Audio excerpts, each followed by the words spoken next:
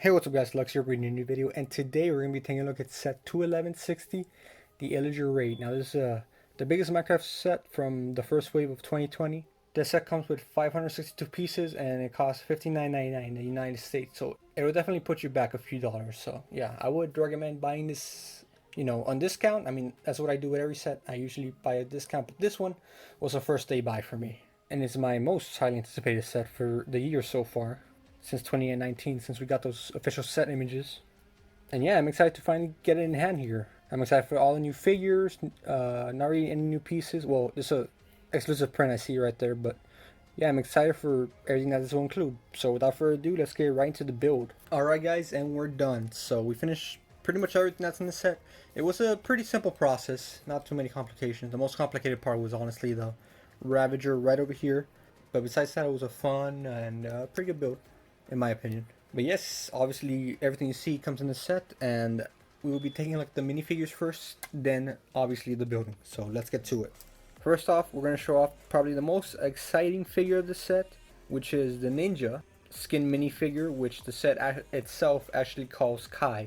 So this pretty much confirms what people have been thinking, that this is actually Kai from Ninjago. So it's a little bit of a crossover, one we didn't think we need, but it's definitely paid off at the end in most people's eyes. So yeah, he has pretty good printing all around his torso, very pixelated ninja costume, if you want to call it that, as well as a little bandana there above his eyes. And all around is a really good figure. The only bad thing about this figure arguably is that he has no leg printing. That would have been nice to get. Also that he's not available to get in the actual Minecraft game like previous sets, or at least one previous set in the Dragon Slayer skin. But yeah, it's a really good figure. It never hurts to get more exclusive Minecraft skins, because you can never have too many. Steve's and Alex's, we definitely can't have too many. Anyways, let's move on to the next minifigure. Next up here we got the Illager, which is also exclusive to this set. And some of the most disappointing aspects about these minifigures is that the coloration for their torso is a little bit off. For example, actual Pillager in the game, his clothing that he's wearing is very dark brown or just black in general. So this being dark brown doesn't really, this being an obvious brown color doesn't really translate that too well in minifigure form. But for what it is, it's pretty good.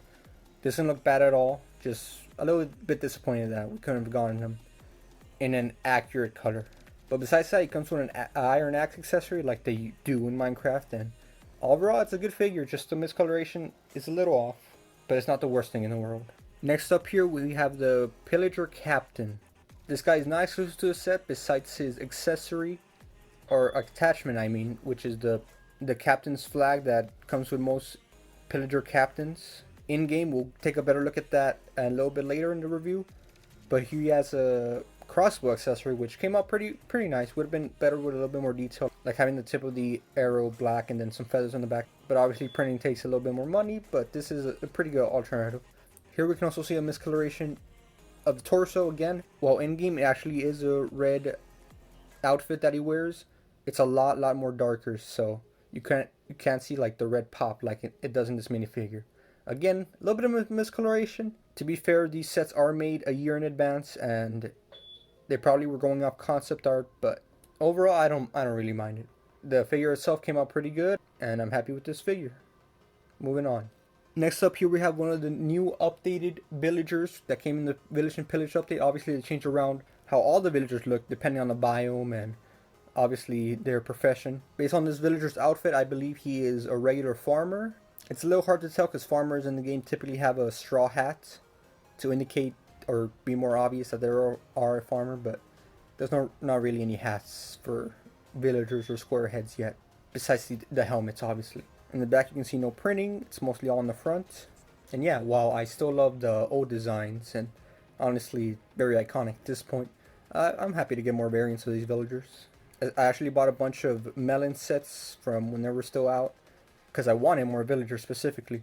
So it's good to know that there's another way to get access to more villagers here. Here we have another variation of the villager. Obviously this is a desert villager, just like the last one, indicated by their clothing. And this one, as you can see, has actually a purple vest on top of him. This indicates that he's a blacksmith actually. He can be found in the blacksmith area, so that's what I lean most towards too. As well as blacksmiths in the past also used these robes, but in a black coloring. So yeah, again, another variation of a villager, and I'm happy to always get more villagers for my collection and layout. Next up here we have the cat. This is a very colorful cat. Comes in various colors. I've definitely seen this cat in game with the different colored eyes, but yes, cats spawn in villages now. You can't tame ocelots to get cats anymore. You have to get them from a village, and yeah, I think that they always do a good job of representing the cat head. It's a very, very good mold.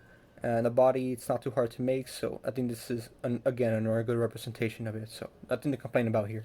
And lastly, we have the pig, which really has no reason to be here.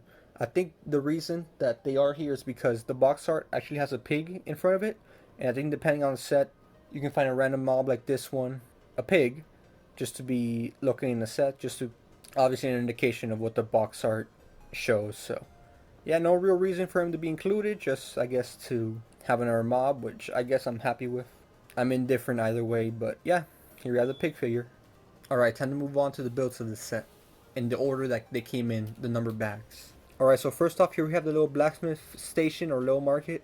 Here we can find a bunch of different stuff laid around. Obviously the blacksmith himself is located in it. Over here we have a little armor stand build. I think they did it pretty well. Here you can see a minifigure head printed in all tan, which is a pretty nice piece to get. I can definitely see use out of it, like for statues or whatever, but obviously here it's used for an armor stand. Here we have a diamond chestplate and a diamond helmet, which can attach to your minifigure if you wish, but who's going to want to cover up all that printing? But yes, it's a pretty nice piece to include and a really good build as well. Moving on, and staying to the left side, here we have a torch build, obviously to keep the working area lit and obviously the village. In the back here you can see a little lake attached by a 2x4 jumper plate, so that's pretty neat to see. It's the first time we see that piece, and I can see it have a lot of uses, especially in Minecraft, since this is used a lot to represent like different blocks. Behind the villager you can actually see an acacia tree, which is the first time we ever get one of these, and it's a pretty nice build too. If we move the villager out of the way, you can get a better look at the base of it. Up here you can see the little acacia leaves structured, which is pretty accurate. They are normally the same structure you build leaf wise, and they attach with a bunch of different branches across, so I think it accurately represents it, and it's a pretty good build overall. Definitely a very neat and interesting tree variant to get in game and in Lego form right here. Can't go wrong with orange planks. Moving on, if you look in front of the pig right here, here we have a little flower pot, which I'm guessing is containing a type of fern. I don't know exactly, but that's what it looks like, and I think it represents it well. It's a flower pot. Moving over here, we have a chest. If you look inside here, we have a bow and arrow. We have 2 emeralds, which are represented by the green studs, and 2 diamonds, which is represented by the light blue studs. We also have a fish in there, if you can see closely. So yeah, it's a pretty neat and interesting set of tools and materials in that chest. You can see a couple of terracotta blocks in the back with exclusive prints. They both have the same print on top of that one block found. You can find these in villages previously only acquired through creative mode, but these are a pretty good print to get, and they look pretty good all around for the build. It's just a unique piece to get that can add a lot of flair or colorful feel to your world, if that's what you're into. Up here you can actually see a little bell build, which is done using that transparent piece that attaches to shields or other accessories, and just using a gold clip as well as 2 gold square tiles. So that's pretty neat. Pretty simplistic, and it comes in that pearl gold color. Over here on this side we also have a hay bale build, which accurately represents it better than what was found in the pillager outpost, because it actually has a red line around it. That's a pretty good build and really good concept for it as well. So besides the actual stand itself, which I'll give you guys a better look, it's not too complicated or unique. It has a little hole on top. Yeah, that's about it for this build, so not too bad. And I like how the olive green plates down here represent the savanna biome pretty well as well. So moving on to the next build. Next up here we actually have a smaller build, but still a very effective build at that. Obviously you can see the farmer here. Let me move him out of the way. First, starting off in the front row, here we have a composter. I assume it's a composter because that's the block that it looks most accurately to. And here we can find 2 carrots already harvested and already in compost, so guess he didn't like them too much. But over here in the natural village farm, I really like this structure because this is how you would actually find it in desert villages. So that's a really neat recreation of it. Obviously here you can see a lot. Obviously here you can see the different crops growing. Here we have some already ready to harvest wheat, represented by the darker yellow color tone. You can see some wheat that is in the process of growing, represented by the green, and these are probably seeds of also wheat, I would assume. Over on the other side, you can see some beetroots growing and some carrots, giving it their corresponding colors, so that's pretty neat. You can see also for the layout, they're also using tan color to represent sand, and then red sand over here, or terracotta, in the ground, so that's pretty neat as well. I love the water build as well. It's a light blue plate just underneath all these transparent 2x1 tiles, so I really love how that came out. But yeah, that's pretty much it for the farm build. Moving on. Next up here we have the actual house or little hut build itself. It's a house, but you know, you can interpret it as whatever you want. Let's start off with the front. Here we have a door, the custom or very frequently seen door build for Minecraft sets. It opens and closes really nicely, and it attaches right there in the corner with a couple pieces. So a really nice design. Down here we can see some light green carpet. Obviously it's there so the door can move a lot easier, but also, you know, villagers like to decorate their house. So some lime green carpet outside won't hurt. In the windows you can actually see some potted plants in there. Again, I assume those are ferns or maybe even cactuses, now that I think about it. So it would make a lot more sense in the biome that they are located in. So moving along the outside, here we have a little window build, which is pretty nice. A lot of detail here. You can do this type of detail with stairs or maybe just slabs, but obviously in Lego here it also looks very nice with some small pillars holding it up. This detail or design goes all around the building, just repeats itself, but I think it works well. It definitely represents the houses that are found in the desert in the actual game really well. Now up here you can see the roof. It gives off a little bit of a castle feel with these orange bricks, but actually you can remove the whole roof off because it's only attached to a couple jumpers up here. And if you look inside, you can actually see the rest of that house and what's inside. So over here in the crafting station, you can see a lit furnace and a crafting table. Obviously the furnace can be both on or off, just depending on which side you have the print facing. Like right there, it's in an off state then.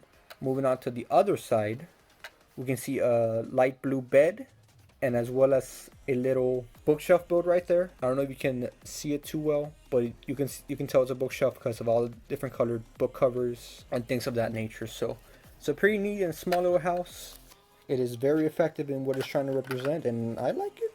This would be a typical villager house that I find. Not the biggest, but definitely a very neat one to have. Alright, time to move on to the final build of the set. And here we have the Ravager. Oh, but first off, let me just show you the build of the villager banner up here. This is a pillager banner that you can find in game. Pillager captains drop them, and you can obviously tell who they are. This is also gone when the captain is killed, as well as the bad omen effect, which causes a raid. But anyways, you can see it's a very nice little print.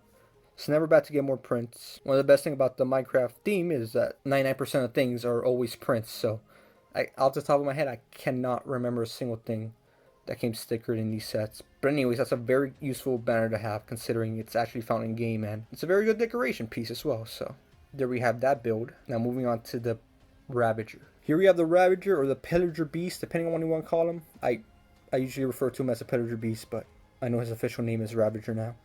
Obviously, two things stand out. One, it's his miscoloration all around, except a few gray pieces scattered around. This thing is completely miscolored. Again, this is why I believe this was based on concept art, and as we all know, or most of us know, is that these Lego sets are done a year in advance, so that's pretty much the reason why it would come in this coloration. I can't see any other reason, but that aside, it could have come in a way worse color, honestly. At least this makes it look like an actual animal in game, because if it came in like bright red or something like that, it would have been completely off and unredeemable at that point. But this coloration, I can get with it. It's a huge like bull or something. I could definitely picture that, and I'm fine with it. At first I wasn't, but now I'm good with it. Anyways, moving on to the build. Here we have the Ravager build, which came out really well. Like, as good as you can make it. He might be a little too big for his size, but honestly, given the Ravager size, this is pretty accurate in my opinion. Here you can see a little bit of detail on his legs with using the different colors of gray and grayish blue to, I believe, represent straps all around him, which the pillagers use to ride him. On top, you can actually see a saddle. These plates and jumpers are meant to represent the saddle where the pillager captain can sit in. Over here, this little lever sticking out is actually for one of the best features of this set, which is he actually attacks like he does in the game. He basically tackles and bites you, and I think Lego did a really good job in representing that. You can just do this all day. This is done because there are a couple of this is done because there is a rubber band in there which stretching out a couple of pieces, and it forms this. You can see the little neck right there. That's part of the build, and the rubber band lets it stretch out and perform this action, which is really well. Also, something else to mention is that his eyes and eyebrow or unibrow is actually a print as well. And the little hornbills aren't half bad either. You can move them around however you would wish. But yeah, you can pretty much do this all day, every day. I know that's what I've been doing. But that is pretty much it for this set. Obviously, here's an overview of the set. My thoughts still stand from when this was first released and we saw the official images. I love this set.